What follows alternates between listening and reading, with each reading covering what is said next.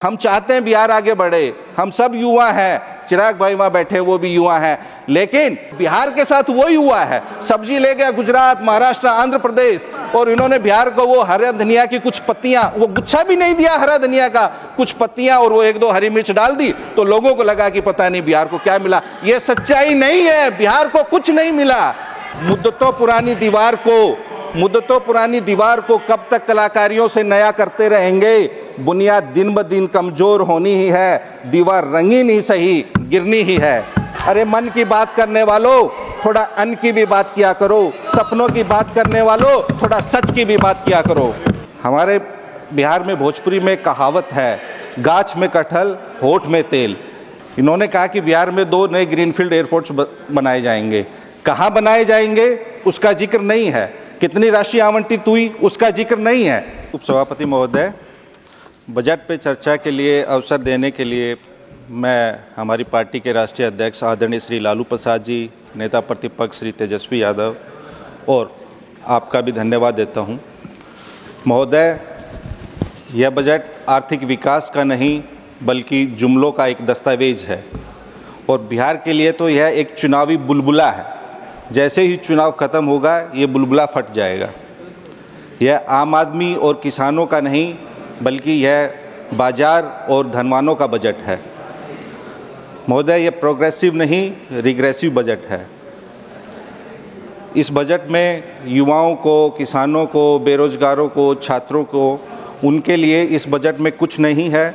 उनके लिए सरकार ने इस बजट में नौकरी को ना कहा, महंगाई को मोर, धरातल पर कुछ नहीं बिना बात का शोर। तो इस बजट में किसी के लिए कुछ नहीं है। अभी मैं सुन रहा था, हमारे उड़ीसा के साथी बोल रहे थे, बाकी इधर के भी साथी बोल रहे थे कि इस बजट में बिहार को बहुत कुछ मिला है। साथियों, यह सच्चाई नहीं है। बिहार को इस बजट में कुछ नहीं मिला। 2015 से वही घोषणाएं बार बार हो रही हैं। 1,65,000 करोड़ का माननीय प्रधानमंत्री ने 2015 में एक तरह से बोली लगाते हुए कहा था कि 1,65,000 करोड़ का। आप जितने भी पिछले 10 वर्ष के बजट उठा के देखिए, वही चीज़ रिपीट हो रही है।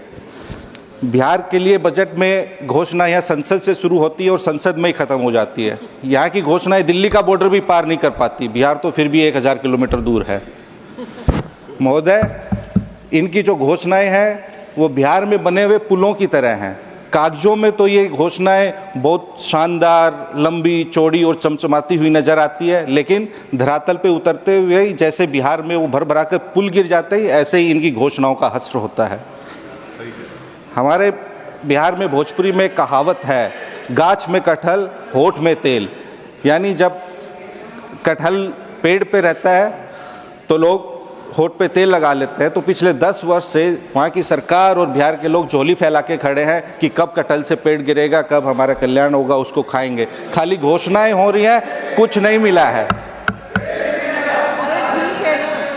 महोदय, हम आपसे पूछना चाहते हैं कि बिहार को क्या वह मिला जिसकी बिहार को ज़रूरत थी? क्या बिहार को वह मिला जो पटना ने मांगा था, या बिहार को वह दिया गया जो दिल्ली देना चाहती थी? जो इस सवाल का जवाब देगा वो बिहार और बिहार के लिए इस बजट का महत्व समझ जाएगा। महोदय, बिहार के लिए योजनाएं तो बहुत बनाई जाती है और डंके की चोट पे बताई भी जाती है, लेकिन उनकी वास्तविकता अलग है। जैसे कि इस बजट में बिहार के बारे में 4-5 चीज़ों का जिक्र हुआ। 4-5 बार बिहार का नाम आया। चूँकि चुनावी वर्ष है तो लोगों को लगा कि पता नहीं बिहार को क्या मिल गया। एयरपोर्ट्स की बात हुई। इन्होंने कहा कि बिहार में 2 नए ग्रीनफील्ड एयरपोर्ट्स बनाए जाएंगे। कहाँ बनाए जाएंगे उसका जिक्र नहीं है। कितनी राशि आवंटित हुई उसका जिक्र नहीं है। सुनने में आया बाद में कि एक सोनपुर में बनाया जाएगा, एक राजगीर में बनाया जाएगा। महोदय, उसकी भौगोलिक स्थिति बताते, बीच में पटना है। उसमें कहा कि 2 एयरपोर्ट, पहले एक पटना का एक्सपेंशन चल रहा है, कितने वर्षों से चल रहा है और हर बजट में उसका जिक्र होता है। इस बजट में भी जिक्र कर दिया कि पटना में एयरपोर्ट का एक्सपेंशन हो रहा है, बीटा में भी होना है, ब्राउन फील्ड बनाएंगे। 2 ग्रीनफील्ड एयरपोर्ट की बात हुई, सोनपुर और राजगीर। 2 एग्जिस्टिंग और 2 बनाने की बात हुई। महोदय, 65 माइल्स की दूरी में ये चारों एयरपोर्ट हैं। 65 miles and around 57 nautical miles. क्या वाइबिलिटी होगी चारों एयरपोर्ट्स की? आप इधर सोनपुर में बनाएंगे, इधर राजगीर में बनाएंगे, बीच में पटना और बिहटा का ऑलरेडी एग्जिस्टिंग है। तो उसका उद्देश्य क्या है?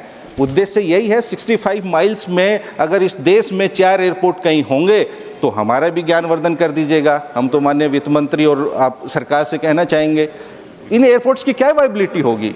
65 माइल्स में 4 एयरपोर्ट जो आपने प्रपोज किए हैं, और ये नहीं बताया कहाँ बनेंगे और क्या राशि होगी। हम तो यही कहेंगे कि पहले बोलते हैं कि 2005 से पहले तो सृष्टि नहीं थी, जैसे कहते हैं 2014 से पहले कुछ नहीं होता था। तो 2005 से पहले बिहार में इंटरनेशनल फ़्लाइट चलती थी। आप दरभंगा बेंगलुरु का किराया देखिए महोदय, आज भी आप देखिएगा कल का किराया 60,000 65,000 किराया मिलेगा। आप दूसरे शहरों में नई सेवा, हवाई सेवा शुरू कीजिए अगर आप बिहार को कुछ एविएशन सेक्टर में देना चाहते हैं तो। बात हुई मखाना बोर्ड की। मखाना बोर्ड में हुआ कि मखाना बोर्ड स्थापित किया जाएगा। महोदय 23 साल पहले नेशनल रिसर्च सेंटर फॉर मखाना की स्थापना हुई थी, 23 साल से कार्यरत है। 44 सैंक्शन पोस्ट है वहाँ, 10 स्टाफ वहाँ काम करते हैं। वहाँ आज तक पूर्णकालिक निदेशक की नियुक्ति भी नहीं हुई है, और पिछले 5 साल में मात्र 3 करोड़ 40 लाख रुपए ही खर्च हुआ है। और मखाना का और नेशनल रिसर्च फॉर मखाना का मैंडेट सेम ही है। जब रिसर्च सेंटर था तो आपने मखाना बोर्ड की क्या बनाना है? इन्होंने बात की वेस्टर्न कोसी कैनाल प्रोजेक्ट की। महोदय ये प्रोजेक्ट 60 साल से अधिक समय से चल रहा है। उसमें खाली एक लाइन लिखी है बजट में कि वित्तीय मदद दी जाएगी। कितनी वित्तीय मदद दी जाएगी उसका जिक्र नहीं है। एक चलते हुए पेज 9 पे, इसी बजट में पेज 9 पे इन्होंने लिखा है कि Patna IIT will also be expanded, that's it. How it will be expanded, how much money will be given, no mention of it. महोदय मैं माननीय वित्त मंत्री से पूछना चाहूँगा कि बिहार एक पिछड़ा राज्य है, केंद्र के द्वारा बिहार में किया गया प्रति व्यक्ति निवेश क्या है, और इसी सरकार का महाराष्ट्र, गुजरात और आंध्र प्रदेश में प्रति व्यक्ति निवेश क्या है, और आपने बिहार में प्रति व्यक्ति निवेश कितना किया है, और प्रति व्यक्ति निवेश की राष्ट्रीय औसत क्या है, ये सरकार बताए। और इस बजट में कोई उल्लेख नहीं किया है। बिहार पिछड़ा राज्य है, लेकिन ये नहीं बताया कि बिहार में उद्योगों की स्थापना की क्या योजना है, पलायन रोकने की क्या योजना है, बिहार में बाढ़ और आपदा से निपटने की क्या योजना है, बेरोजगारी और गरीबी समाप्त करने की क्या योजना है, बिहार के किसानों की आय देश में सबसे कम है, उसे बढ़ाने की क्या योजना है। इन्होंने बिहार को स्पेशल राज्य का दर्जा नहीं दिया, स्पेशल पैकेज नहीं दिया, लेकिन हाँ बिहार को स्पेशल जुमले और स्पेशल सपने जरूर दिए हैं। इन्होंने चुनाव के दौरान कहा था कि बिहार को नंबर 1 बना देंगे। 20 साल से वहाँ NDA की सरकार है, माननीय नीतीश कुमार मुख्यमंत्री हैं। 11 साल से दिल्ली में मोदी जी की सरकार है, लेकिन बिहार को क्या इन्होंने नंबर 1 बनाया? नहीं। आप नीति आयोग का सूचकांक उठा के देख लीजिए, कोई इंडेक्स उठा के देख लीजिए, बिहार नीचे से नंबर 1 बनाया इन्होंने। विकास में नीचे से नंबर 1 है, साक्षरता में नीचे से नंबर 1 है, बेरोजगारी में नीचे से रोजगार देने में नीचे से नंबर 1 है, स्वास्थ्य सेवाओं में नीचे से नंबर है, बुनियादी सुविधाओं में नीचे से नंबर 1 है, आधुनिक सुविधाओं में नीचे से नंबर 1 है। 20 साल सरकार में है NDA वहाँ बिहार में, लेकिन हाँ बिहार को इन्होंने कुछ चीज़ों में नंबर 1 जरूर बनाया है। किन चीज़ों में नंबर 1 बनाया है? अपराध में नंबर 1 बनाया है, भ्रष्टाचार में नंबर 1 बनाया है, पेपर लीक में नंबर 1 बनाया है, बेरोजगारी में नंबर 1 बनाया है, पलायन में नंबर 1 बनाया है, नौकरी मांगने पर लाठी और डंडा चलाने और थप्पड़ मारने में नंबर 1 बनाया है, मल्टी डायमेंशनल पॉवर्टी में नंबर 1 बनाया है। महोदय माननीय वित्त मंत्री 2020 के चुनाव में बिहार में गई थी। इन्होंने घोषणा की थी कि बिहार में NDA की सरकार बनने पे 19 लाख नौकरियां दी जाएंगी। कितनी नौकरी दी? मैं पूछना चाहता हूं, माननीय वित्त मंत्री इसका जवाब दे। आप 2 दशक से सरकार में है, 1 दशक से यहाँ सरकार में है। मैं सरकार से इतना ही कहूँगा कि बहुत हो चुका, अब बिहार का भाषण और राशन से शोषण मत कीजिए। 14 करोड़ बिहारवासी, युवा बिहार है, वो भी सपना देखना चाहता है। वो चाहता है कि बिहार नंबर 1 रहे। हमारे नेता तेजस्वी यादव 17 महीने के लिए सरकार में थे, 5 लाख नौकरियां दी, 3.5 लाख नौकरियां प्रक्रियाधीन करवाई, जातिगत सर्वेक्षण देश में प्रथम बार करवाया, 65% तक आरक्षण बढ़वाया। 11 वर्षों से बिहार इनकी घोषणाओं की भेंट चढ़ रहा है। अरे मन की बात करने वालों, थोड़ा अन्न की भी बात किया करो। सपनों की बात करने वालों, थोड़ा सच की भी बात किया करो। महोदय देश में आमदनी का कोई जरिया नहीं है, नौकरी और रोजगार के अवसर सर्जित नहीं हो रहे हैं। आप जीडी की बात करते हैं, जीडीपी हमारे एम्बिशंस को माप सकती है, लेकिन हमारी कंडीशन को नहीं माप सकती। मिडिल क्लास के सामने बहुत सारी चुनौतियां हैं। लोग आर्थिक तंगी के लिए छोटी छोटी ज़रूरतें पूरे करने के लिए कर्ज ले रहे हैं, उसे चुका नहीं पा रहे हैं। देश में 10,000 रुपये का कर्ज लोग चुका नहीं पा रहे हैं। और हमारी अर्थव्यवस्था के हालात पर मुझे यह शेर याद आ रहा है कि दीवारें खड़ी हुई हैं, लेकिन अंदर से मकान गिर रहा है। अगर इन्हें सच्चाई से अवगत कराओ तो ये बुरा मान जाते हैं। हम इन्हें कहते हैं कि आप बीमारी को ख़त्म करो, लेकिन ये बीमारी को ख़त्म करने की बजाय बीमार को ही ख़त्म करना शुरू कर देते हैं। इस पर इतना ही कहना चाहूँगा कि मुद्दतों पुरानी दीवार को कब तक कलाकारियों से नया करते रहेंगे। बुनियाद दिन ब दिन कमज़ोर होनी ही है, दीवार रंगीन ही सही, गिरनी ही है। ये महोदय, इन्होंने इस देश के नौजवानों की आशाओं को निराशाओं में बदल दिया है। नोटबंदी ने आबाद व्यापार को बर्बाद कर दिया है, मुमकिन को नामुमकिन कर दिया है, सुख को दुख में बदल दिया है और देश की प्रगति को दुर्गति की अग्नि में झोंक दिया है।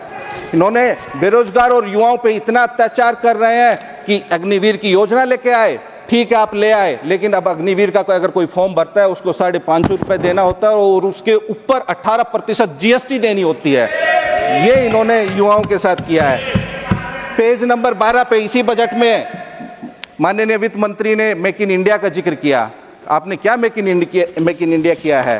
इन्होंने मेक इन इंडिया किया है, महंगाई में मेक इन इंडिया हुआ है, बेरोजगारी में मेक इन इंडिया हुआ है, गरीबी मेक इन इंडिया हुई है, पलायन मेक इन इंडिया, नफरत और घृणा का मेक इन इंडिया किया है इन्होंने। महोदय, जब अगर आप आगे बढ़ना चाहते हैं, देश को आगे बढ़ाना चाहते हैं, अर्थव्यवस्था को आगे बढ़ाना चाहते हैं, तो जब मुल्क में शांति, सौहार्द, प्रेम और भाईचारा होगा, समावेशी नीतियों और संवैधानिक मूल्यों के अनुरूप निर्णय लिए जाएंगे, तभी हमारी अर्थव्यवस्था आगे बढ़ेगी। अन्यथा सामाजिक सद्भाव रहेगा तो ही देश आगे बढ़ेगा, नहीं तो चंद लोगों को छोड़ के कोई आगे नहीं बढ़ेगा।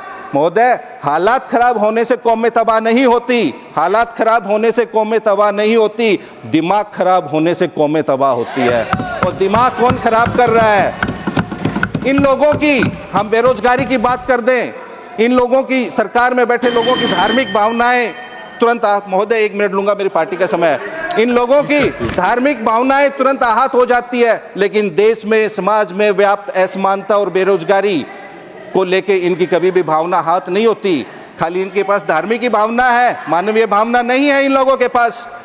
और मैं तो वित्त मंत्री से इतना कहना चाहूँगा कि देश में आज इतना गुस्सा, घृणा, नफरत, अहंकार है कि कुछ नेता भी फैला रहे हैं, कुछ गोदी मीडिया के चैनल भी फैला रहे हैं, आप कुछ व्यक्ति भी और कुछ इंस्टीट्यूशंस भी।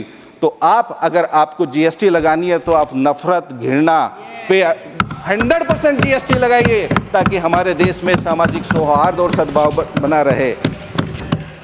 महोदय, यही कहना चाहूँगा कि चुनावी वर्ष है, जैसा बिहार के बारे में बताया गया है, हम चाहते हैं बिहार आगे बढ़े, हम सब युवा हैं, चिराग भाई वहाँ बैठे वो भी युवा हैं, लेकिन खाली आप लॉलीपॉप मत दिखाइए। जैसे हम सब्जी लेने जाते हैं तो सब्जी वाला महोदय क्या करता है कि सब्जी लेने के बाद हरा धनिया और हरी मिर्च थोड़ी सी डाल देता है ना, तो उसी में तो बिहार के साथ वही हुआ है। सब्जी ले गया गुजरात, महाराष्ट्र, आंध्र प्रदेश, और इन्होंने बिहार को वो हरा धनिया की कुछ पत्तियां, वो गुच्छा भी नहीं दिया हरा धनिया का, कुछ पत्तियां और वो 1-2 हरी मिर्च डाल दी, तो लोगों को लगा कि पता नहीं बिहार को क्या मिला। ये सच्चाई नहीं है, बिहार को कुछ नहीं मिला। तो ये महोदय, आपका बहुत बहुत धन्यवाद। इसी बात के साथ मैं अपनी बात को समाप्त करना चाहूँगा। Thank you.